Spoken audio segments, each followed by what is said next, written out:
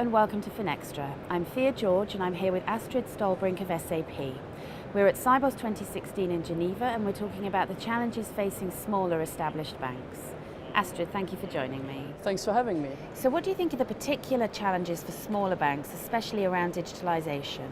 In general, there's plenty of challenges for banks in the meantime. It starts with regulation, as everywhere. All banks are heavily under regulation, and some people even say that this entire market is over-regulated. A second big challenge is, of course, that the customer expectation have changed completely. Customers are expecting banking 24/7 real time with a fancy experience, and this is the digitalization challenge number one. It is evident that the cost pressure, the profitability pressure is immense, not only coming from the regulation, but also because the economy is slowing down, interest rates in Europe are particularly low, and this is a big problem. So what is happening in the market is the banks are changing their business model. In fact, banking is changing completely.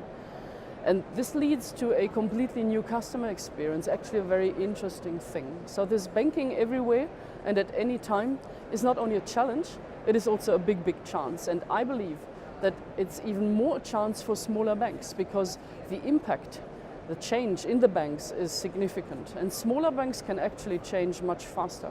They can innovate better, they are more agile, and this is a big chance for them. So what do you think are the building blocks for digital success for smaller banks? The most evident one, the first one, is customer centricity.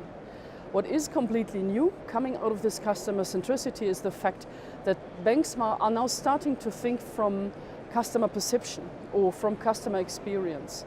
And they take this goal rather than market share or business objectives or whatever. And when they want to improve this customer experience, they must look into the entire process inside of their bank. So there's breaking up the silos, that's how we call it. Yeah, they are working across their departments. They need new incentive systems to make people like that in the bank and to really create this new customer experience.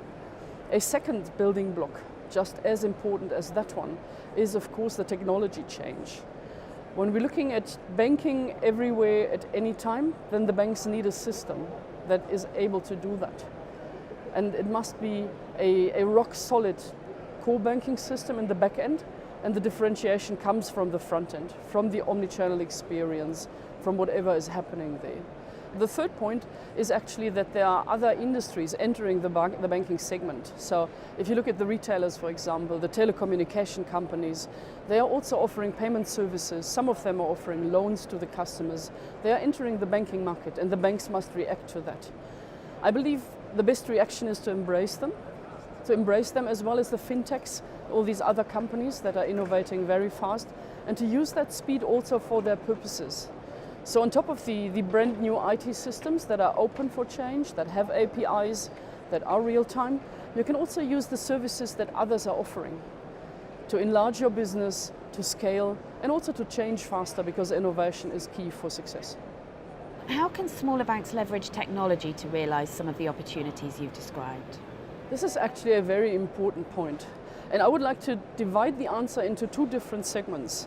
The smaller banks must particularly look at the core banking system. And this must be a system, I always say, a system that is optimal if you don't see it anymore, if you don't even recognize it's there. It must work. It must work performant.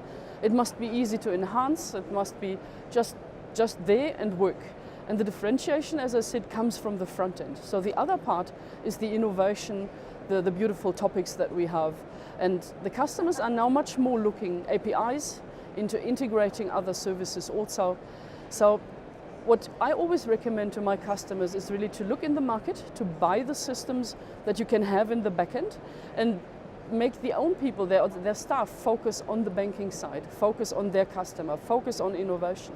Outsource the IT somewhere, let others run the systems, let others do it, and also have the necessary scale within your company to really be able to serve your customers optimally. At the end of the day, the overall goal must be to gain more trust and to make people like banking once again. And honestly, who likes banking currently? So the way to achieve that is really by improving the customer experience, and you improve this via improving your end-to-end services, your end-to-end connection in all your systems.